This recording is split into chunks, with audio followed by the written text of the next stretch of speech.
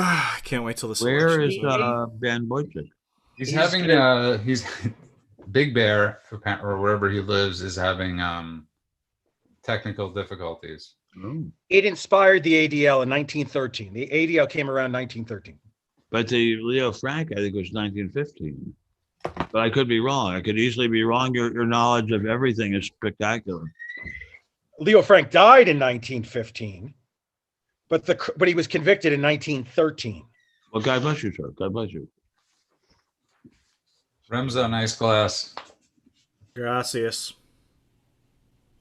I'm seeing here. So B'nai B'rith was Ask if it later. was made in China.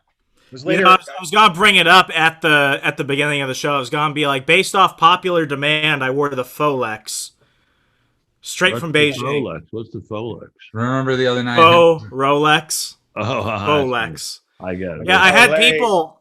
So That's Rock. very funny. They Yeah, want to so- know where they can get one, right? Yeah, so Rock Breath shared the article. Shared the link to the other night's show, and people started asking Remso, where can I get a $45 watch that passes for a Rolex? So I shared photos of this one. And I was like, you can get it online right now from China. Is You that know you have. true? Is that true? Yeah, And it You works know that you perfectly. haven't exactly. I've compared it with a Rolex Sea Dweller, which is what this one is basically copied off of. And the inside of the watch is a Seiko NH54, which is what you find in most luxury Seikos. And everything else is legit. I took it to a jeweler to have some of the links taken out. It's legitimate steel. It's got a ceramic bezel and a sapphire crystal. So I was like, why are people paying like tens of thousands of dollars for this? I could get it right here. Rock Breath asked if they're shipping. I can't. The shipping is like $30, but with COVID, it's like $70 now. It's a crying shame. Next, That's you'll tell me amazing. because Okay, no guys, one's we're watching starting right in now. 30 seconds. Next, you'll tell us you're white. What? You know, there's a reason why I took French. It's because my father's Puerto Rican and my mother's from Korea. So one want me to learn Spanish and the other want me to learn Korean. So I chose the language of neutrality. You just tell it to the NYPD. Okay. Well, there is no such I thing as the Swiss language. is there? Okay, and that's about it, guys. I want to welcome everybody back to The World According to Ben Stein. I'm Judah Friedman. Thank you for joining us. If this is your first time, please subscribe to our YouTube channel at The World According to Ben Stein. Like us on Facebook at The World According to Ben Stein. And follow us at Parler at Ben Stein. Tell your friends, tell your loved ones, tell your enemies, just tell them. Joining us once again is our resident historian, Nixon Trivia King, and apparently Trivia King of many trivia. Everything. Lewis, Esoteric Fine. Hello, Lewis. Good to be here. And to show that we are also libertarian friendly, we have podcaster extraordinaire and Parler's director of outreach, Remzo Martinez. Howdy, Judah. Remzo.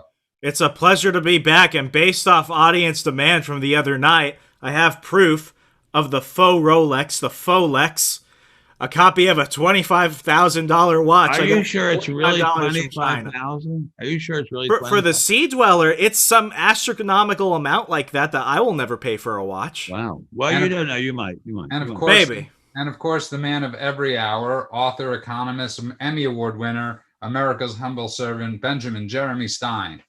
Honor to be here, sir. And the topic for tonight is something I had posted before, but Ben and I are huge fans. And I imagine a lot of people listening are huge fans of a show called Forensic Files. Oh, yes. Not Forensic Huge. Files 2, but the original series. It's incredible. It's incredible. And one of the things that we've learned from Forensic Files is that arson investigating or is sort of bunk science. It's been proven to be bunk or junk science, however you want to say it. And the same thing with the FBI. They've had many issues with hair, in DNA, and people have actually been exonerated because of, and the FBI had to go through loads of cases, but this was all science, which gets us to political science and the science of polling. Now, I posed the question, Ben, and I posed a statement, I should say, that the two most accurate groups last time that predicted the presidential election in 2016 and the governor's race in 2018 in Florida were the Trafalgar Group and Rasmussen. Now, everybody likes to say they're the outliers. My question was, if everybody else got it wrong, how are those two groups the outliers? I don't know the answer to that. I can just say everybody seems to be assuming that Trump will lose. It's a very, very sad assumption. I hope and pray that's wrong. I took statistics in college. I took two statistics classes. I learned that it's a very much more complicated science than you might think, but it's still a what the Marxists would call a bourgeois pseudoscience, because unlike, say, studying a number, you're studying an opinion or something someone says, which could be a lie. So that if somebody says, I'm going to vote for Biden, he might be lying. If someone says, I'm not going to vote for Trump, he or she or trans might be lying. So it is really an extremely inexact science and has been wrong so many times.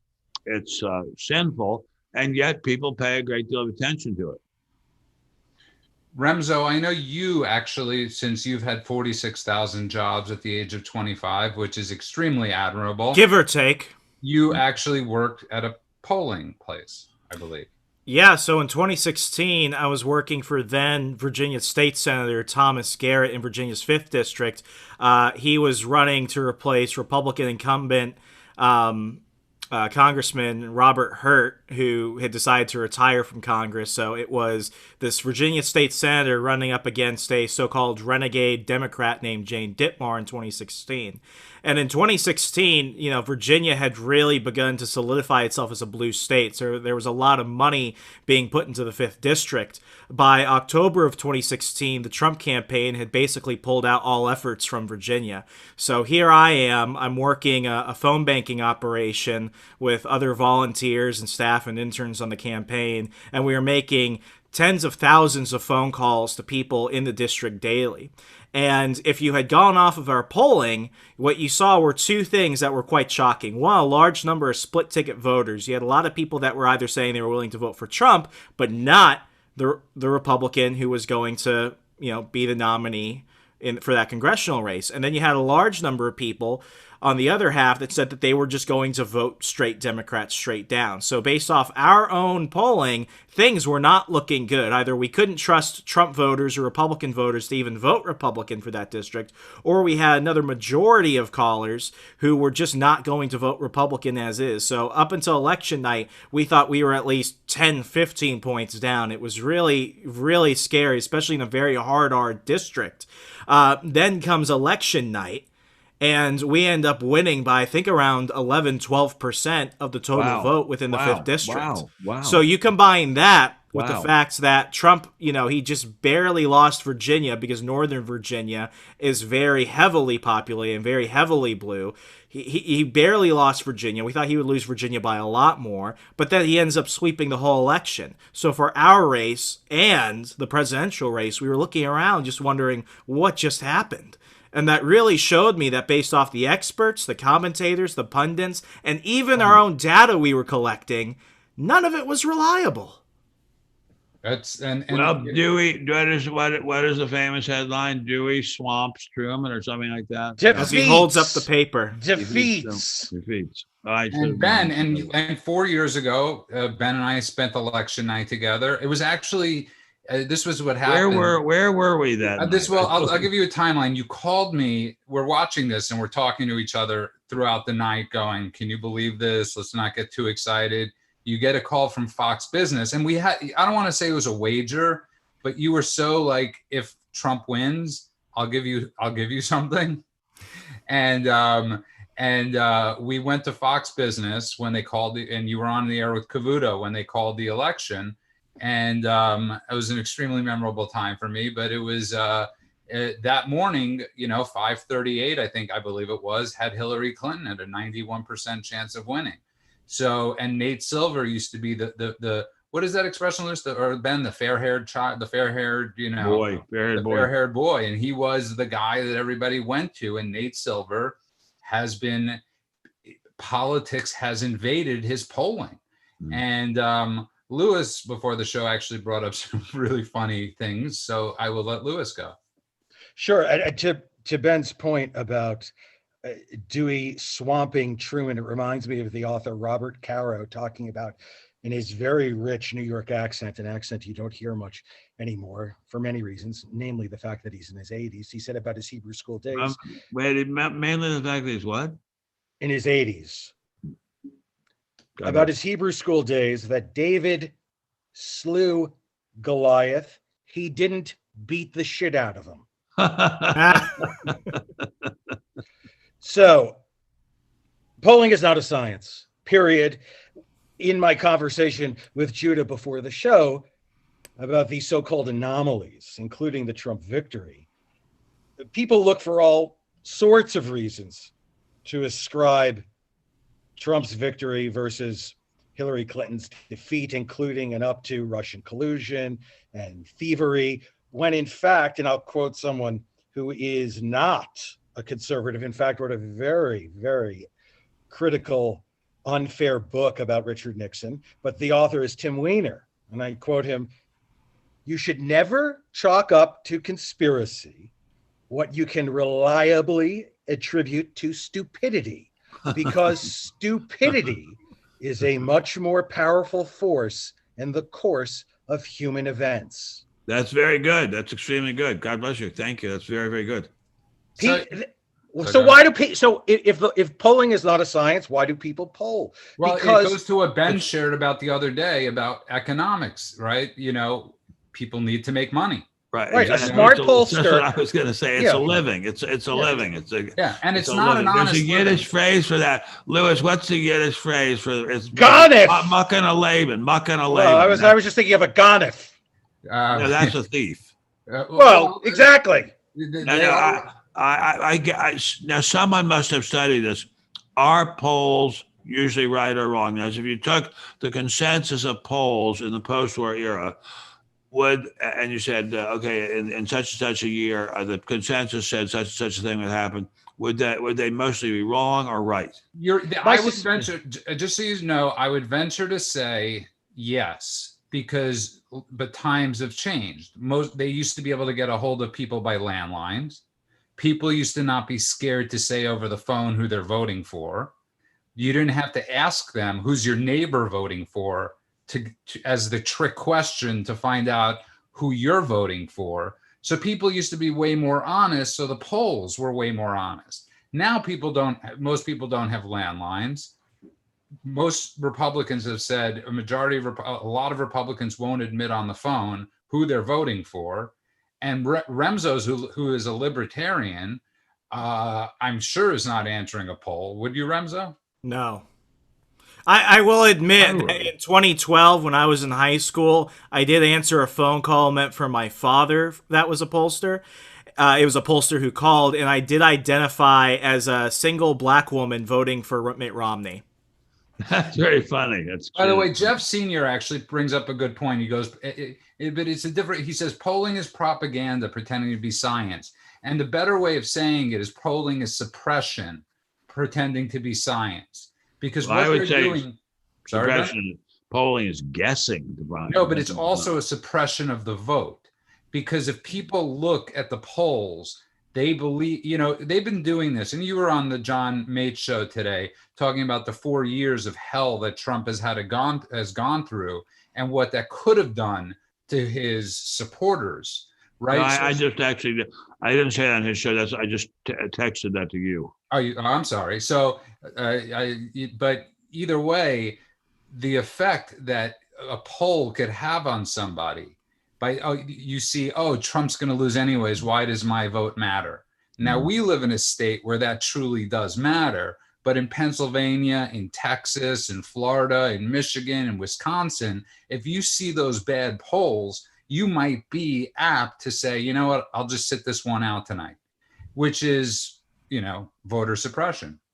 I think there's a lot to that. I'm sorry. I beg your pardon, though. Sorry. I was just going to say that at best, the data, and not just in politics, but in business, at best, the data's value can allow you to mitigate risk. It does not favor reward, innovation, or truth in advertising or messaging, because all of those things involve a great deal of risk and variables that are incalculable. What you can infer from data, if it's decent enough, is that if you don't do certain things, you will lower your risk, but in turn, you will also lower the likelihood of reward. And I don't know why. I do know why, I think, but why do media insist on showing national polls when we have an electoral college? If a candidate is leading nationally, 51-49, that's irrelevant to me. I want to know what the numbers are in the electoral college. Who has 270 or closer to 270 than the other? Judah wants to interrupt. Sorry, it was my bad. I want Ben to actually answer that, because you raised the question, Ben, about how about in history. Do you remember this as through the years, polling being like this? Do you remember it being what it is now? I mean, do you remember like watching national polls as much? I don't remember watching national polls as much at all, nowhere near as much. I don't remember the whole so-called news part of life has changed dramatically. But I think their polls have been wrong for a hell of a long time. And I think polls have been not used not only for voter suppression, but to cover up fraud in terms of the voting. I mean, the polls were favoring, a lot of them, and they were favoring Mr. Nixon in 1960. The election was bald-facedly, or stolen from him in a bald-faced way, or bald-faced way. And I think polls were used to cover that up, because the polls said, well, it's going to be super close anyway. That was used to cover up theft. So it's used for that too. But they must, I mean, presumably they have some value aside from providing a living for the people who do that, but maybe they don't. I don't know. Maybe they don't. I know only one pollster, Frank Luntz, seems to be a very smart guy and a sincere guy. So, and I was very wrong 4 years ago. Yeah, he sure was. He actually recently said, if we're wrong this time, polling is dead. So, well, he said he's never seen a worse campaign than this year's Trump campaign, and I must say I don't get that at all, because I would have said that Biden's campaign is the worst campaign I've ever seen. I've never seen a campaign anywhere near as bad as the Biden campaign, and yet he is favored by a lot of the polls. So it goes to show you laziness, because he said the same exact thing 4 years ago. We are seeing the same exact, things being said, and which is pure laziness. And if you just tuned in, you are listening to The World According to Ben Stein. We're -1 tonight. Ben Boychuk cannot get power up in the mountains of somewhere. So Remzo. Well, up in the mountains near here, near Los Angeles. I don't know if he wants his exact location. He's somewhere between Kutcher's and Brown's. That's Remzo doesn't get that too esoteric, my friend. Remzo, Lewis made a reference to the Catskill Mountains. So if you've ever seen Dirty Dancing, that's what he's giving a reference to. Is that with the guy from Ghost? Yes. Red Dawn, Patrick Swayze. I remembered his name. I know exactly something. Right. And you have never been more Goyish than you are at this moment, Remzo. And Remzo, why don't you tell people where they could find us? You can go ahead and find us. Of course, you're watching this probably on YouTube at The World According to Ben Stein. If you feel like you're still having to, stick around Facebook for dog pictures from your grandmother, you can go ahead and find The World According to Ben Stein on Facebook if you're into that. The easiest place is to find Ben Stein on Parler. Simple enough, Ben Stein. And that's about it. Share it with your loved one, your lovers, your mistresses, your friends, and of course, your enemies. Or you can find me at the counter, at the fine jewelry counter at Tiffany in Beverly Hills. And there you go. And you made Ben Boychuk very proud. You did great there, Remzo. Thank you. Welcome back to The World According to Ben Stein. And we are discussing tonight polling. And we are discussing tonight, you've often posed this question, Ben, this absolute hatred of the unexplained, reviled hatred of Donald Trump. And I don't know how anybody... if you're a pollster, you're pretty much, that's your business, right? It's like if you're a handicapper, that's your business. And they're somewhat political handicappers, to go with the world of sports betting. At a certain point, these people are going to go out of business. Right. Well, it's kind of funny to bring up handicappers because, of course, they're famously unreliable and famously wrong, and it's a joke. I mean, here we go, being Jewish again. But there's a very famous musical comedy called Guys and Dolls, which makes fun of the handicappers, and the only people I know who know anything about racing just laugh and laugh when they see somebody who really truthfully is relying on handicappers. So I don't know what to say about that. I mean, I'm praying the pollsters are wrong when they say that Trump is going to lose. I think the really interesting thing is, if I may say this, what happens to America if the pollsters are right and Trump does lose? That is what really scares me. We don't go there till November 4th, and I'm almost positive. I'm not going to bet the ranch on it, but I'm almost positive we don't have to have that worst case scenario. And as Lewis has often said, we're not going to know the results of this election to November 3rd, 2024. So, but I want to bring back Remzo in this because it actually really is because he's the only Gentile. Well, yes, Remzo is our affirmative action. He's a libertarian. He's our Shabbos Goy. He's half Latino. He's half Korean. He wears a Chinese Rolex. I hit all the check marks. Yeah, he is the definition of that word that I can't of intersectionality. And so Remzo, you're in the streets in Washington. You must have. I mean, you must have. How many people have often walked up to you that you're shocked by that say I'm supporting Trump? Very few, and I do want to emphasize these are coming from Republicans. There are many people within conservative media who want Democrats to usually win elections, because if you can be the one Republican that predicted the downfall of a Republican candidate, you're going on Maddow. You're going on, well, not Chris Matthews anymore. You're going on Bill Maher. You're going everywhere. You get that moment in the sun, but it's harder when Republicans are doing well and when the conservatives are being loudly heard to find a voice. So you have a lot of people in and out of D.C. who might be Republicans, even working for Republican outlets or Republican congressmen or organizations, who actually don't want Trump to win. And it's quite nefarious. I mean, Hunter Thompson, he was far from what people could call an objective journalist, but, he wrote pretty negatively about Gary Hart in 1988, and there was somebody on Gary Hart's campaign that wrote Thompson a letter at Woody Creek, I think right before 9/11. They were reminiscing about the 88 race, and he said, "For what you did to Richard Nixon, I love you. But for what you did to Gary Hart, God damn you."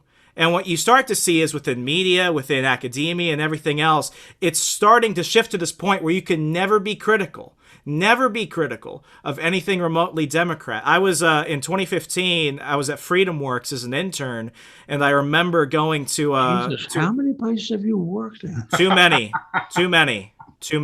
So I was at this luncheon at the Hoover Institute because if you went to these things, you got free lunch. I have a friend that goes and goes for the lunch. It's a real thing. Okay, seriously, for everyone out there in DC who is hungry, sign up for every Heritage Institute lecture. They're only 45 minutes reasonably, and afterwards they have the most beautiful spread. And if you leave early, about 10 minutes before the thing ends, you can go and get everything you want and run out of there.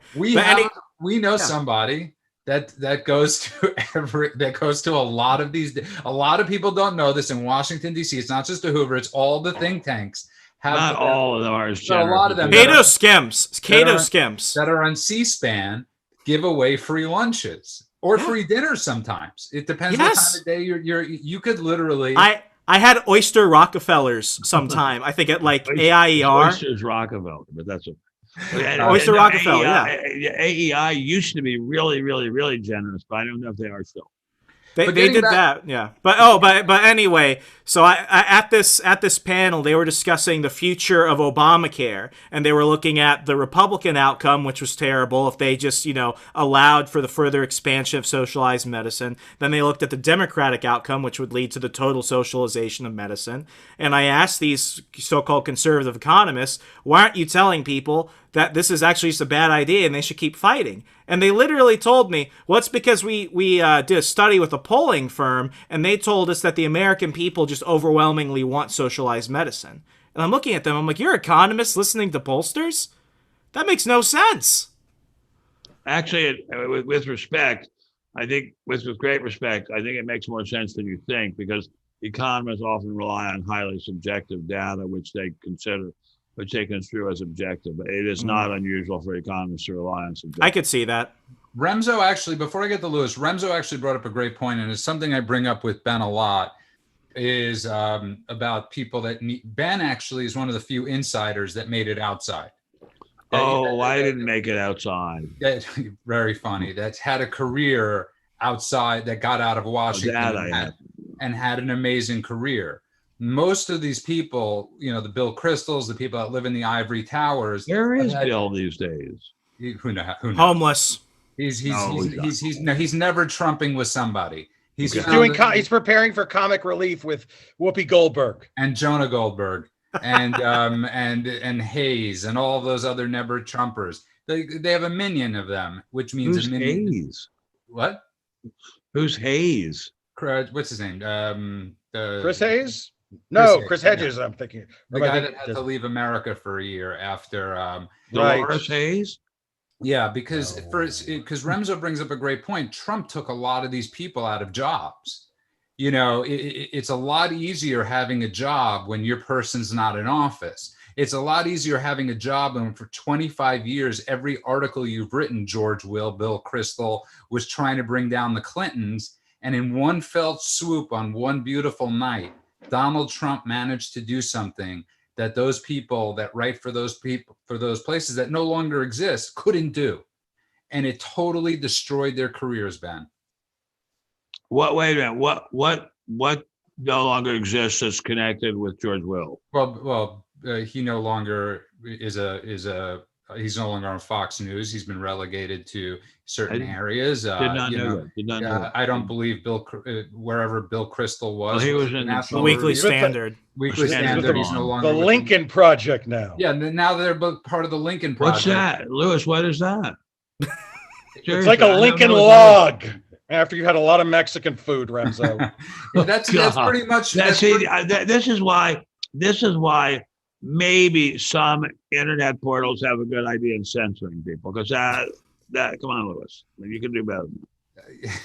But it's I was going to say how much money we've saved from 23andMe establishing that Remzo is Jamaican, given the number of jobs he's had. Technically, it's Caribbean. But he's actually sort of correct. It's a bunch of miserable, angry people that have tried to, bring down Trump. They've taken down ads in Times Square. They've had Kellyanne Conway, Ben, her husband, is part of it. It's like this little cabal of wannabes. I was just gonna say, we never want to use the word cabal in our company, but it's a racket. It's a racket. Polling will never die. Pollsters will not go out of business for the same reason that McKinsey, which is a legal form of organized crime, will never go out of business, because it's a variation on the adage that no one ever got fired for hiring IBM. These groups tell their clients what they want to hear, which is different from what they want to know. I do media relations, I'll put that in quotes, and I can't tell you how many times people have told me they want to be on the Today Show for things that will never be on television, never mind the Today Show. And I have in my quiver, I've never used it, but if I so desire, it's at the ready. Do you have any company swag? Hats, jackets, t-shirts? Of course. Great. Tomorrow, open fire on a school. I promise you'll be on the Today Show.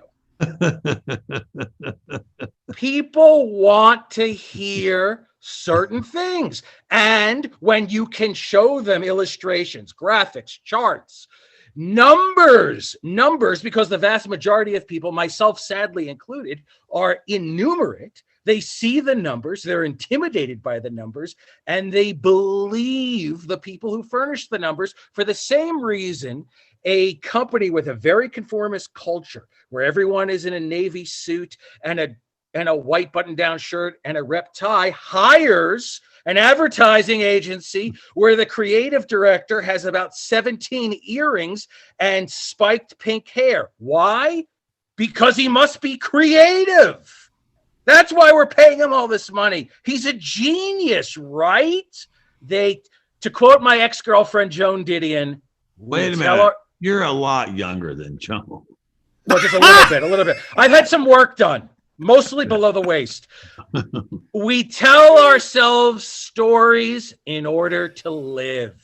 And Ben, if you're wondering, we usually have Ben Boychuk here to control Lewis's filter, but Ben Boychuk is not on. It's in the mountains. It's not on filter patrol tonight, sadly, or maybe not so sadly to some.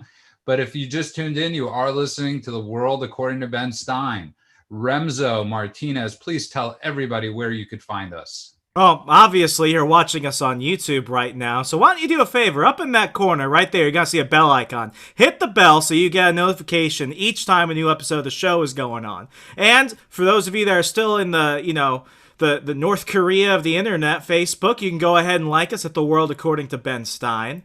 It's easy enough these days if you're on Parler. You can just go ahead and find them at Ben Stein. And please, share this episode. Share the channel with your friends, your family, your mistresses, your enemies, the hobo that you hit with your car the other week. Anybody and everybody, share them the show.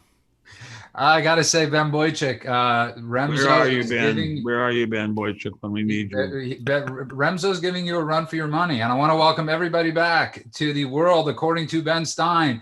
And we were discussing now, we were discussing polls, we were discussing, but for 4 years, Ben, for at least 4 years, the media has done a concerted effort to suppress the Trump supporter. And you asked the question of the science with it, and have polls in the past been right?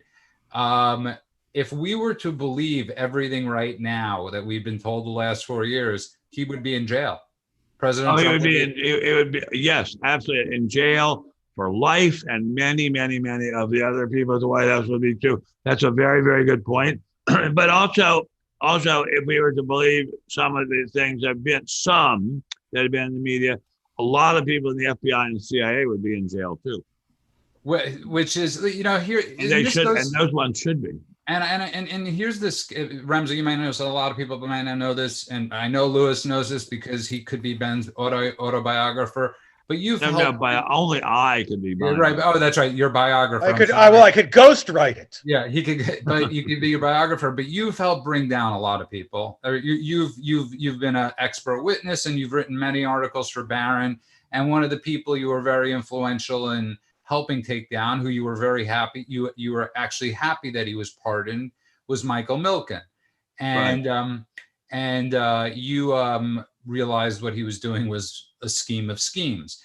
But if any of us honest citizens had done what the FBI has done, what Brennan did, what Clapper did, what Adam Schiff has done, Adam Schiff has literally ruined people's lives. If people in the outside world did that, restraining orders would be handed down, people would be going to jail.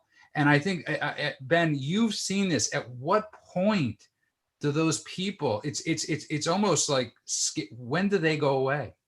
Well, sir, there used to be, long before you were born, a movie and a book called Love Story.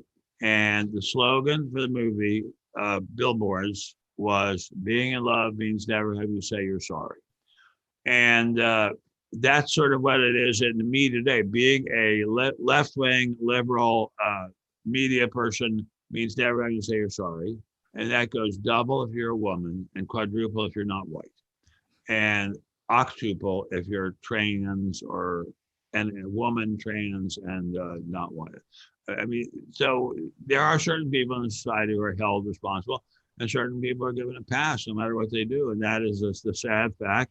It's a very, very deeply disturbing fact about our democracy. Our democracy, I think, in the last 4 years, has been hit very, very hard. I don't think it's ever been more obviously, incomparably more people died in our wars. But in terms of attacking the Constitution and the principles of the Constitution, I think these have been very, very bad 4 years, not because of anything Trump did, but in terms of what has been done to Trump and his supporters. I think we are leaving an America in which the Constitution and the many great institutions which we revered have been left in tatters. So you often reference Nixon. Tin soldiers and Nixon's drum. Yeah, Right, Louis? Great. Music isn't my forte. Can I just tell you something? I had dinner at Ratner's with Eric Siegel, and I brought Love Story, the book, to Bob Evans, who optioned it and then later produced it. So I'm very familiar with the whole. Bob Evans I hate to say it. He passed. Yeah, I thought to use your incredibly great phrase, he has stopped aging. But yes. Lewis tends to bring up a lot of people that have passed. Yeah, great. That's Lewis's forte. I was very close with Eric Siegel though, so I brought the book when it was still in galleys to Bob Evans. Wow. This was 71, I think. Wow. Well, God bless you. But Remzo, getting back to it, since you being, of course, I like going to you with the youth thing, because what is it like to you when you see this stuff? You know, it's like, I'm in my 40s, Lewis, I don't know how old he is, but when you see this absolute blatant corruption that's been committed, how does it make you livid? How does it affect you? The best way I can describe it is probably my favorite movie, Apocalypse Now. Ooh. And, you know, with Willard, who's played by Martin Sheen, at the beginning of the film, you're essentially what Coppola described as the end of Willard's journey. You're just seeing the rest of the world through his eyes. And with the crew that's on his boat that's going down the Mekong Delta, you're witnessing Willard deal with people who are not exposed to the horrors of Vietnam and to war, experience the madness. And then by the time, you know, half the crew is dead and the one guy who was the surfer celebrity is now insane, and they get to where Colonel Kurtz is, Willard just looks around and he sees that, you know, I'm not mad, it's that everybody's mad. And he looks at Kurtz and he begins to think, you're not just a madman, you actually make some sense. And as, you know, in many ways, I feel somewhat like Willard sometimes. I'm looking around thinking, you know, I've seen this happen in such a short amount of time, the last 5 years, running between media and news. And I feel like, you know, just for everyday American people, regardless of generation, faith, sex, creed, whatever, they're now at that point where they're Willard and they're looking around and they're thinking, wow, everybody finally sees how maddening this is. It doesn't seem as crazy anymore. What does that say about us? Yeah, I think that's a very good point. I don't know what you meant, but it seems like a very good point. What I would like to respectfully say is the collapse of many great American institutions since Mr. Trump took office has been horrifying, and yet seemingly at least the pollsters are telling us, we know the pollsters are flawed, that the inheritors of the people who brought this about are going to soon have high office. So that is really, really scary. That is, if bad things were done, the heirs and inheritors of that are about to have high office. That is really, really frightening. And I'm really frightened. I'm frightened. My wife and I are frightened. My wife says she's not frightened because she's expecting it, but I am frightened, and I don't know what's going to happen. I'm frankly terrified of the fact that people who I think don't respect the Constitution are going to hold high office. I'm scared about that. In your wildest dreams, and I'll ask Lewis this too, but I'll ask everybody this. Did you ever, we all knew that there was always one or, there's always going to be a bad apple or two. Did you in your wildest dreams ever think the FBI and the CIA would be this? I did because I saw what they did to Nixon. I mean, it said the FBI and the CIA ganged up on Nixon. They were on to the burglary at the Watergate office building, just a few steps from where I own some property. And I think they fixed it up so that the DC police would catch the burglars. I think they fixed it up so that the burglars would start talking and confessing. I think the whole thing was a plot to ruin Nixon from day one, and that it was done because the Russians were so mad at Nixon for opening relations with China and thereby surrounding the Soviet Union. And there was a book by a guy who was a minority counsel on the Senate Watergate Committee, or maybe it was a joint Watergate Committee, I forget which at this point, Mr. Thompson, and he laid out that thesis, and it has always made sense to me. So I always thought they were corrupt, but not as corrupt as this. Well, maybe as corrupt as this, but not so blatantly corrupt as this. But Louis, in all seriousness, we're sort of the same age. Did you ever in your wildest dreams, or maybe you did, see this coming? I'm not surprised by the behavior of the FBI, because if you read, here's a plug for a former professor, read any of the works by David Garrow, who won the Pulitzer Prize for his biography of Martin Luther King, Bearing the Cross, and who has been very good in terms of consistency with his criticism of the FBI then and now as it pertains to President Trump. And he is not a Trump supporter. He is not a Republican. If you look at the history of the FBI's behavior and harassment toward Dr. King, with the legal authorization of the then Attorney General, Robert F. Kennedy, none of this should come as a surprise in 2020 based on what was done in the early 1960s. As I said in an earlier broadcast, the Bureau encouraged Dr. King to commit suicide.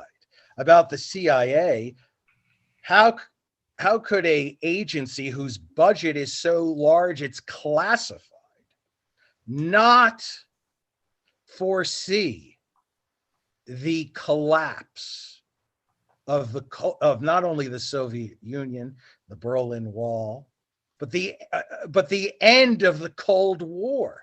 Either there were no analysts of any merit in Langley. Well, they were pollsters, maybe. Yeah, or maybe to protect and increase their budgets, it was in their interest not to forecast the end. And I'll give you one final anecdote about that, because I have a friend who has moved to the right and started his career as an aide to Les Aspin, Bill Clinton's first Secretary of Defense. And while he was in the Congress, Les Aspin would have photos from the May Day parade in Russia, in Moscow, blown up. And he would ask, it was a test for all the new aides. He said, "What's wrong with this photo?" And no one would get it right. And he'd say, either all the soldiers in the Red Army have perfect vision, or this empire can't even afford to equip its soldiers with eyeglasses. It's dying. It's dying. I'll let Ben respond to that. I don't know. I don't even know what to say about that, but that was very clever of Mr. Aspin. But I think that, if I may say so, with respect, Louis, there were people who were forecasting the end of the Soviet Union. In fact, there is a book that came out in the late 60s or mid 70s, maybe, called "Will the USSR Survive Until 1984?" And it was by a Soviet expert in Sovietology, one might say. And there were plenty of people who were saying that the Soviet Union wouldn't last. And if I may respectfully tell you this, I had a very fine professor at Columbia of Eastern European Studies, Professor Rothschild, who said that he could not see how the Soviet Union could make it because it was the only country in the world surrounded by hostile communist countries. The Eastern European countries, which were satellites but hated the Russians, and the Chinese, who were in some sense a satellite, but also hated them. So that was hardly a secret. And no, but those people weren't in positions of power advising presidents or directors of the Bureau. That's my point. That well, we don't know. There were always critics. I mean, Khrushchev said, "We will bury us," and JFK said, "Let them come to Berlin," concerning that communism is the wave of the future. Let them come to Berlin. Reagan said, "We will transcend communism." Of course, there were critics and there were people Pat Moynihan, chief among them, who said it was not sustainable economically. But by and large, there was no major figure in the CIA at the height of the Cold War saying this ends, according to our forecasts, or it's not sustainable past 1990 or 1995. And I'll let Ben respond. I just don't know enough about who are the top dogs in analyzing data about the Soviet Union, but I think there were a lot of eyebrows raised about whether or not the Soviet Union could continue. People were just endlessly amazed by the fact this country that could produce such incredibly good military equipment could not produce a sustainable, prosperous consumer economy or even come close to it. So I think there was some question based on that. But as to your basic point, which is the CIA incompetent? I mean, obviously it's wildly incompetent. And but I don't know that any intelligence agencies aren't wildly incompetent. I often think that most people just anywhere are incompetent. I mean, look around your life day by day. How many people do you see who are really competent? I mean, right here, the four of us and everybody watching on YouTube. I will accuse myself because I am extremely incompetent of great many things. But Ben, it's, this morning, and I've been doing this many mornings and I think it's important to get out.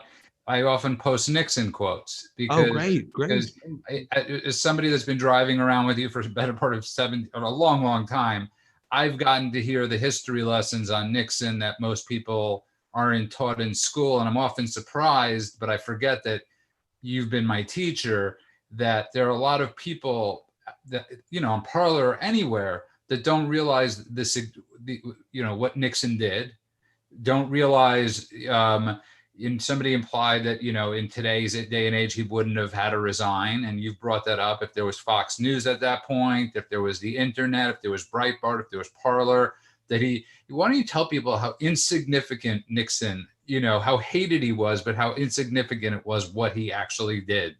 I worked for him and I was on the Watergate task force within the White House that was defending the various counts of the House, I can never remember if it was the Joint Impeachment Committee or the House Impeachment Committee. And I still, to this day, and this is a lot longer, this is 36 years later, don't know what he's supposed to have done that was so terrible. I still don't know it. My childhood dear friend and next door neighbor, not down the street, next door, was Carl Bernstein. I've talked to him about it. I still don't understand what Nixon did that was so wrong. I don't get it all. The closest I come is that, and Lewis may be able to correct me, and I hope he can. The closest I come is that he discussed with Bob Haldeman and maybe some other people at the top echelons of the White House or in the top echelons of the White House, the possibility of paying the Watergate burglars to keep them quiet and not let them talk about how they're being paid by the committee to reelect the president.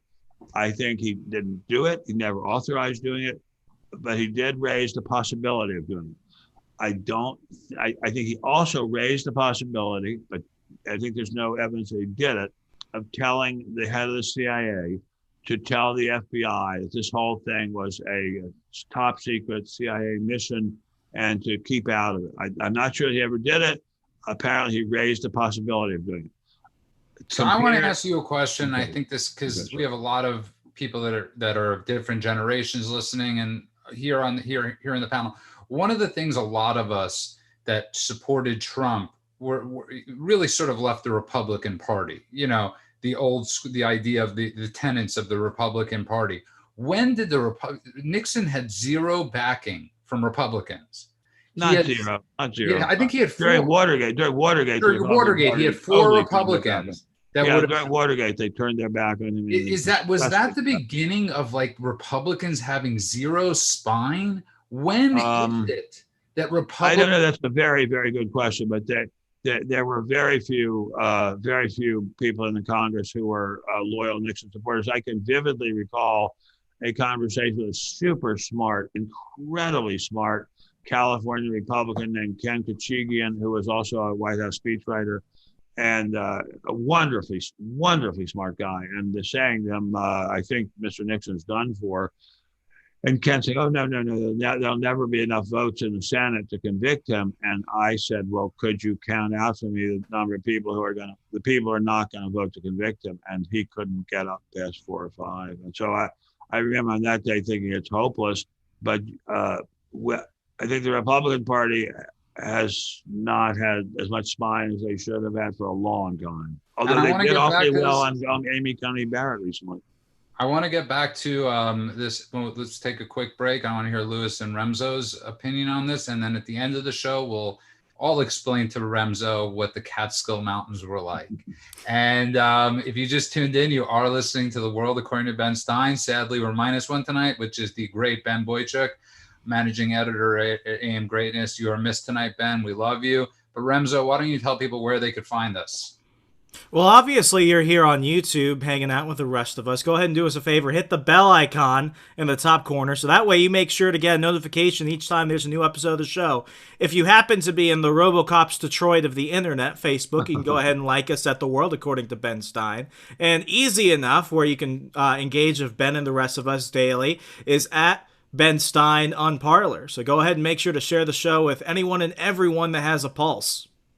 Thank you, Remzo. Welcome back, everybody, to The World According to Ben Stein. And before I get to Lewis and Remzo for their opinion on that, I want to tell people that are listening on YouTube, I notice you guys are debating and going back and forth. That's something we encourage. That's something we all do. We don't all agree on the same things, but one thing that's for sure afterwards, we all like each other. And discourse, debate, and all that stuff, it's good. It's good to argue. It's good to listen. It's good to grow. Ben and I, a couple weeks ago, had a long ride back from the desert where we did not agree with each other on certain things, but we love each other no matter what. And, that's what we're missing. But I want to get back to you, Rems. I want to get to you first, Lewis, about when did Republicans lose their spine? Some points Nixonian or about Nixiana.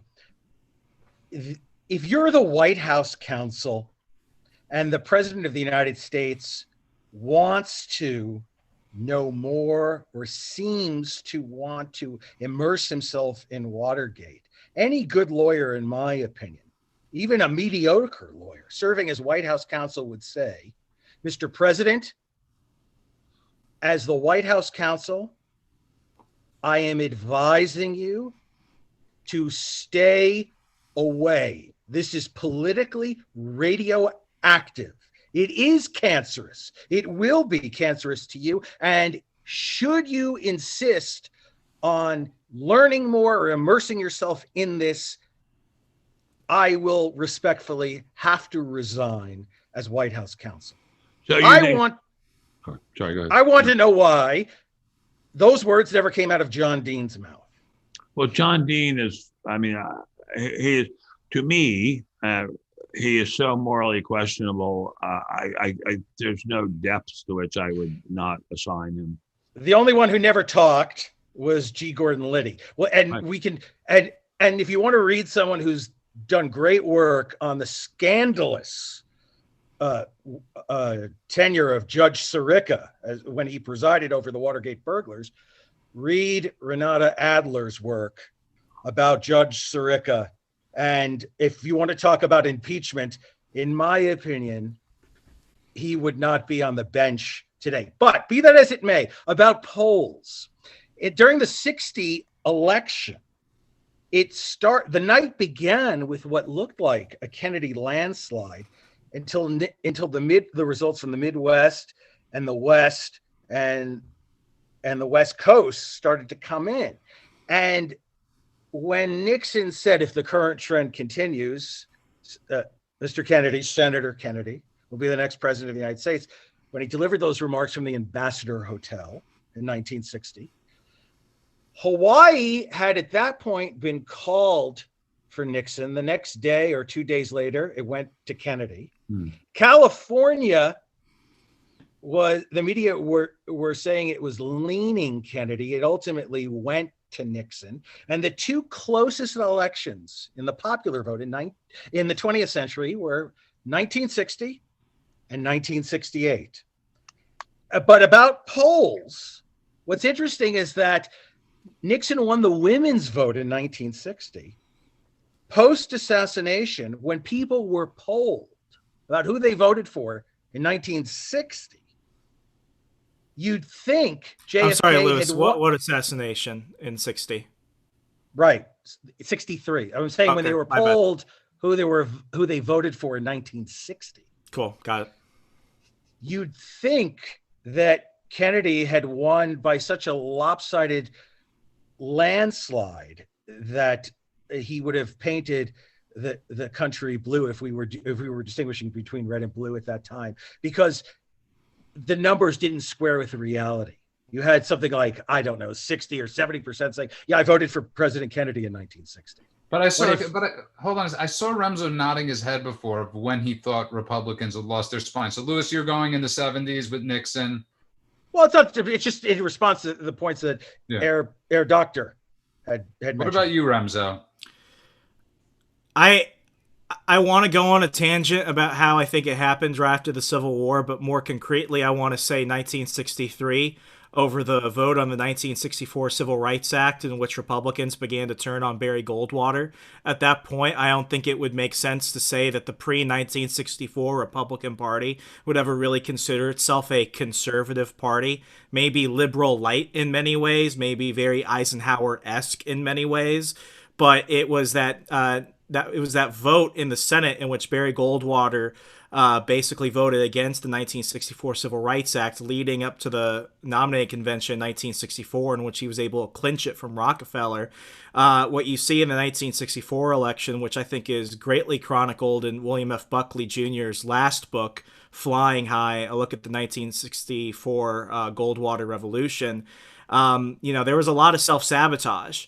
And usually you never tried to sabotage your own campaign. And there were Republicans that were trying to do that. And there are many people who were just, junior staffers, such as Ed Crane, who would go on to help found the Cato Institute, who looked back and they said, I'm glad that campaign didn't win, and all this other stuff. So, I really think that 1963, 1964, when the Republican Party is starting to drift towards a more, principally conservative direction, that's when you begin to see a lot of people drift out.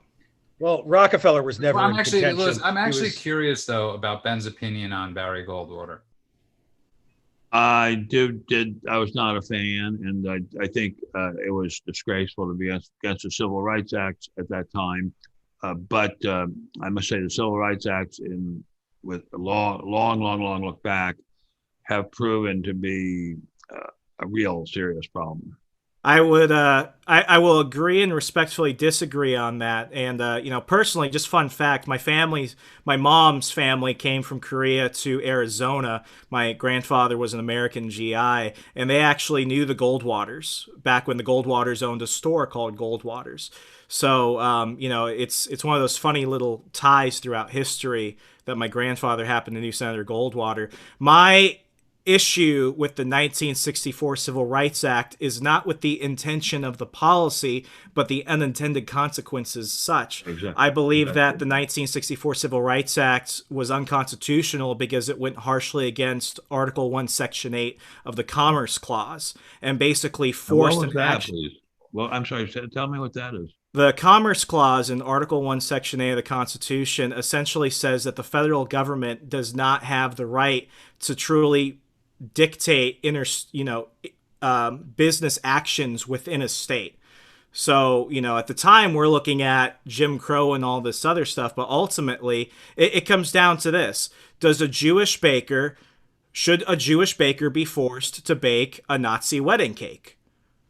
And under the 1964 Civil Rights Act, apparently you have to force a Jewish baker by force of the federal government to bake a Nazi wedding cake against. Well, this has already been adjudicated. The Supreme Court has classified such things as a work for hire, and that you have a right to say no. What you had during the LGBT rights movement in the last 5 years, they used the 1964 Civil Rights Act as a way to go after Christian businesses. So, and the Supreme Court rejected their argument of Jewish bakers baking gay Nazi wedding cakes. What you had was a bunch of people that were targeting Christian businesses, and they were saying, you need to go ahead and bake a wedding cake for our same-sex union, and if not, we're going to sue you and use the force of government.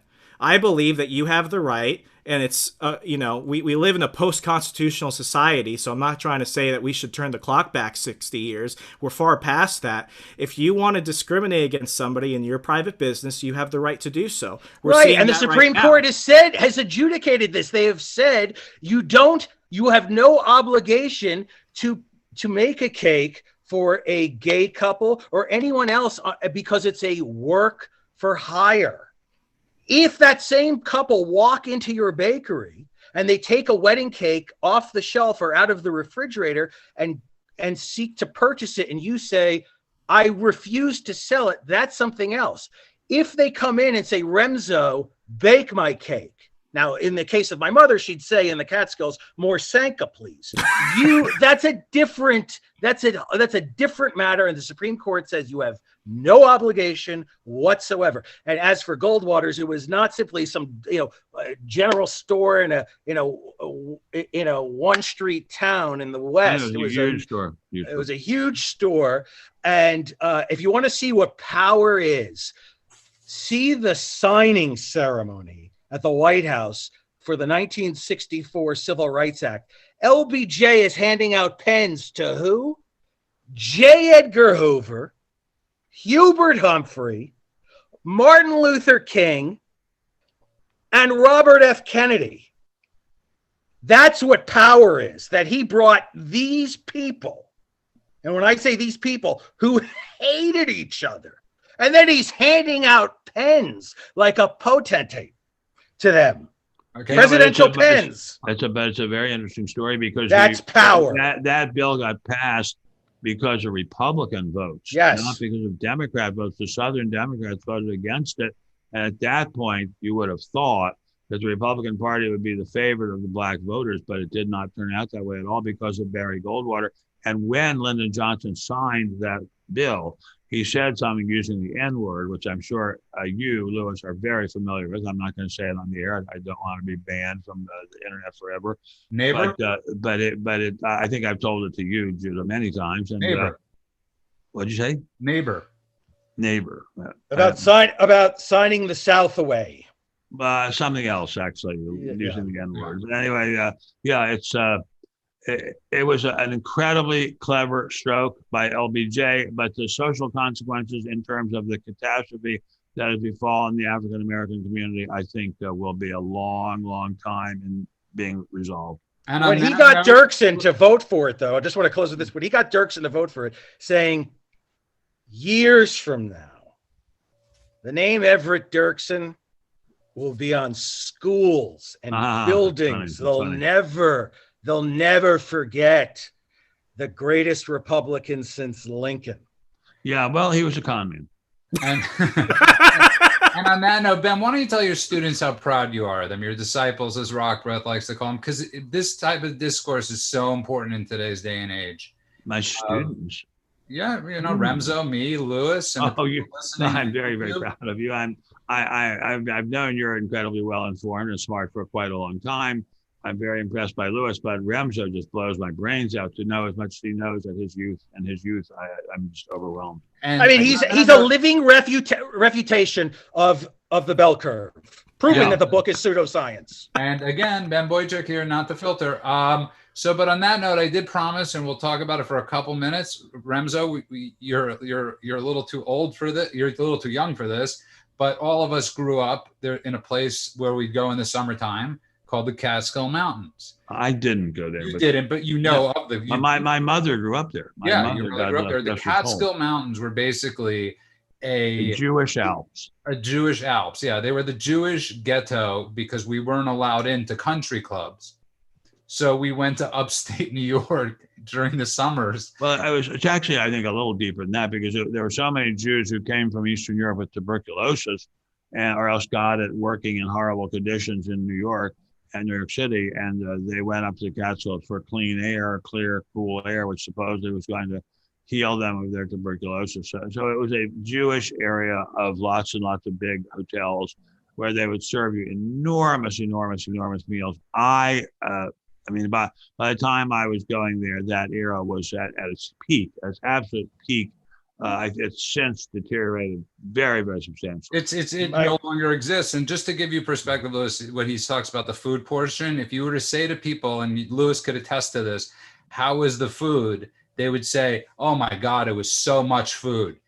And you'd be like, "But was it good?" And they'd be like, "It was so much food." That was literally the answer you got. And the skiing at this famous hotel where Dirty Dancing was based on, Grossinger's, it was, I want to say it was, Lewis, how big was the hill?